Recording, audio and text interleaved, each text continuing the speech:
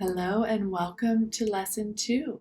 So here's my setup. I have water and my watercolor paper. I have a variety of brushes, the round sable hair once again. And we're just starting with an intuitive, playful background. And I want you to think about color palette before you begin. I'm staying really warm with my palette. I have a lot of materials out, but for this I just end up using the watercolor palette on the left. And I am just playing with a variety of warm tones, oranges and reds, golden. So as you can see, before I lay down any color, I wet the surface with just water. And that gave it this flow and allowed it to just kind of go wild. And painting backgrounds without a lot of control is really freeing. And so I invite you to think about the palette, think about how you want it to feel, and then just play and allow yourself to just let go and just move through the space. Because for this project, a lot of the background is going to be covered up because this is a negative space painting. So the background is allowed to be really fun. And I encourage you, while you're in this flow state, to go ahead and do several backgrounds, maybe 3 or 4 backgrounds, and play with cool colors for one, and warm tones for one, maybe some more neutral, like browns and grays for one. You could even use a variety of materials. You can see I'm kind of patting away some areas with a paper towel. And then you can also use a spray bottle and spritz on areas to encourage more blending and sporadic. So we're coming back to that first exercise, and I'm choosing the pomegranate with the big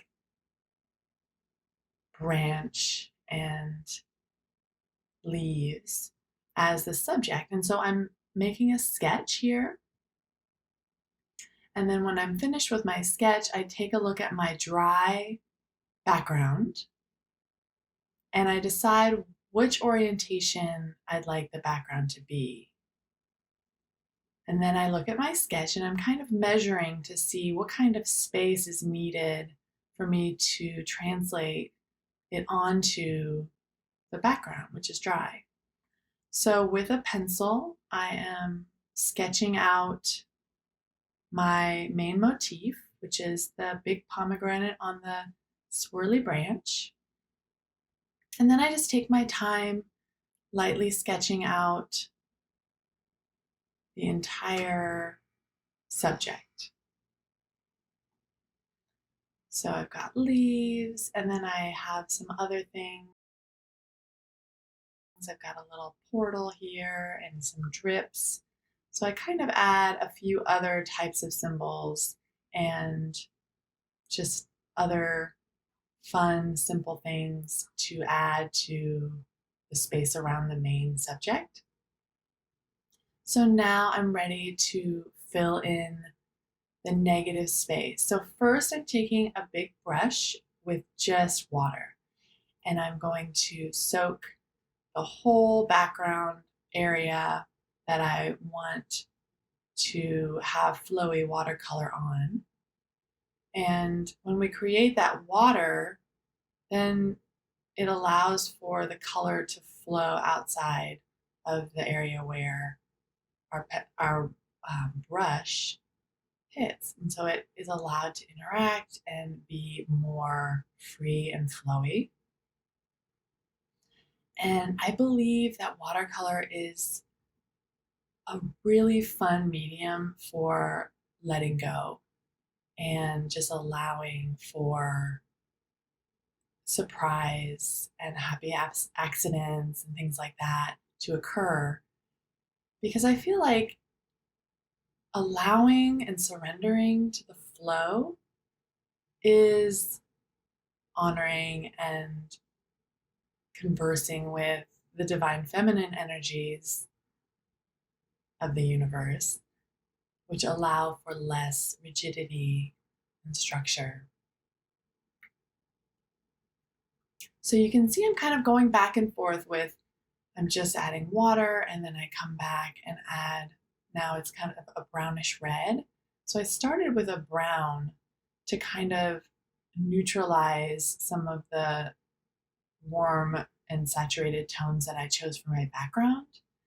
So that's something to consider when you're thinking about what kind of color you want to fill in the negative space around the subject. Do you want it to be saturated? Do you want it to be dark? Do you want it to be light? Do you want it to be an acrylic paint or India ink? Anything goes here. It doesn't have to be watercolor. It can be any sort of material that you like.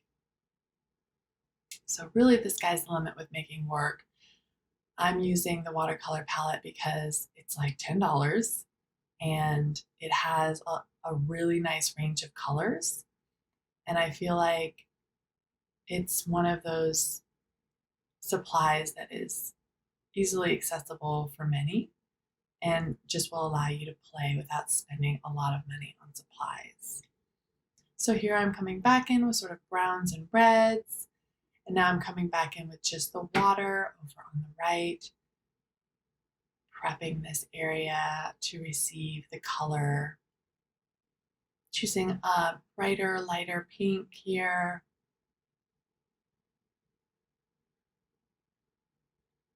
So with the negative space painting, what we're doing is we're painting around the subject, which would generally be what we would paint in, right? So when you think about making a piece of art, you think about the background being separate from the subject. And in this lesson, we reverse it. We allow the background to become the coloring for the subject matter. And then we cover around the subject with other types of materials in order to reveal our symbol. So now this is another day. The background is dry and I'm coming in with some acrylic paint. It's really affordable craft paint you can get at any sort of craft shop. Of course, nicer acrylic is going to create a nicer quality of work. But for the purpose of this assignment and to make it really accessible for all, I'm using affordable materials and just showing that, just a few dollars of craft paint and an easy watercolor palette can give you hours of fun and creativity. So I've decided to kind of go on the bottom of all of the symbol with that light green. And now I'm adding some white, and I've got a smaller brush now. So with this vintage white, I'm now coming on the top of the pomegranate to create a highlight and to help it pop out from the background. So my background is also really watery and similar color palette as the original background that I did before I created the subject on top. So I need something to help it pop forward. So now I've come in with a liner brush and I am outlining a lot of the shape to help it pop through from the background. So you can see there's so much happy surprises happening within the subject within the pomegranate and the leaves because that background, that original background is shining through. And then it's just about figuring out what kind of contrast you want for your piece. So I've decided, even though I had left this shape um, with the background shining through, I've decided to go ahead and fill it in with solid white so that it can really pop out from the background. And so you start out with that negative space painting, and then you get to play once you've kind of gotten to that place where things are starting to pop. And then it's up to you how much you're going to pull things out, how high or low of a contrast you're interested in creating for the piece. So I have this little like flower that I decided to kind of set in that area. And then I have this portal that I've also decided to set in the space just to break up the negative space of the painting and allow the eye to move around the piece. So I've got the snake coming out of the portal, which draws your eye sort of from the bottom right up. And then the whole plant brings your eye up and around. And then you have some grounding elements with the drips and the little bloom in the center. And there's some repetition of shape, right? So there's repetition of the leaf shape and of the arch shape and of the drip shape. And when you have a little bit of repetition, either with shape or line or color or texture, it allows the eye to move around the piece because it's kind of comparing and contrasting and finding things that are alike and different. And the brain loves to do that when it looks at art. It loves to familiarize itself and try to make sense of it. And so when you decide to put a color somewhere, make sure that you're putting that color in other areas as well so that your eye can kind of move around the page. So this is a different day. Everything's dry and I've come back and I've decided that I want another layer of this really, really pale sort of sage green on top of some of the areas that I had already painted. So this is another muted green, sort of gray, and I've decided to play a little bit with the background and allow some chunky paint to fill in and break up some of the saturated reds and pinks that are happening.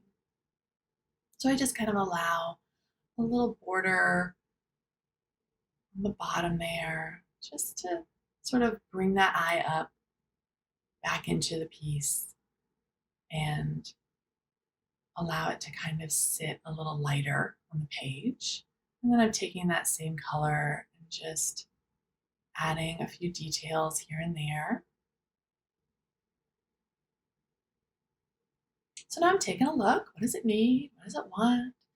It's really important to see how the eye is moving through the page and which areas maybe need a little bit more emphasis. So I've decided to use the liner brush with bright white instead of that vintage white, and then go over some of those vintage white areas with the bright white to really pop my subject matter forward even more. And this isn't a super high contrast piece because everything is sort of warm and flowy and there's not a lot of opaque areas. Everything has an element of that flowy, free watercolor feel. And I really like that about this piece. It's a little dreamy. You kind of have to spend some time to find all of the secrets and mysteries within it. And, sometimes that's fun. And I encourage you to play with the idea of contrast and how much you want things to pop or how much mystery you want to add to your piece. And of course, like all the exercises that I'm presenting in this class, I encourage you to do this lesson at least 2 to 3 times so that you can explore different materials, different color palettes, different ways to express the symbol that you're interested in. Maybe you have a lot of symbols you're working with. So devoting one of these assignments to each symbol is going to just allow you to deepen into the understanding that these symbols are giving you and the medicine that they have for you. So yeah, just adding some little details here with watercolor,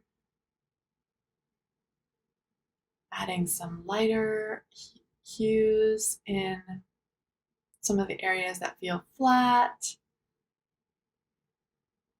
slightly building up sort of some three-dimensionality with the pomegranate, but not too much. So now everything's dry again, and I've noticed that I've got some pencil marks that I never erased from my original sketch.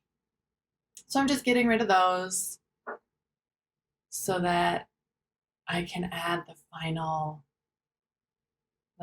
details with some paint pens and some gel pens. So I've got a variety of my Posca paint pens and then the Uniball gel pens. And so I'm just going to play and add the icing on top of this piece.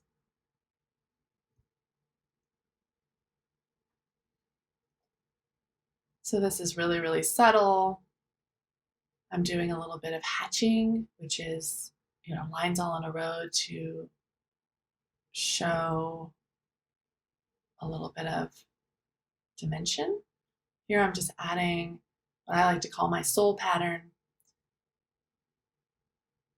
which also echoes that portal shape. So you can see, depending on what area I am drawing with this paint pen, some areas it really does create a nicer contrast, and in some areas it's really subtle.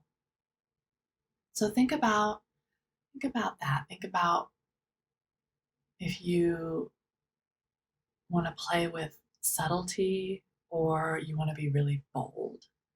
And maybe you do both. And maybe you do one day and one the other day. So just play with it and enjoy.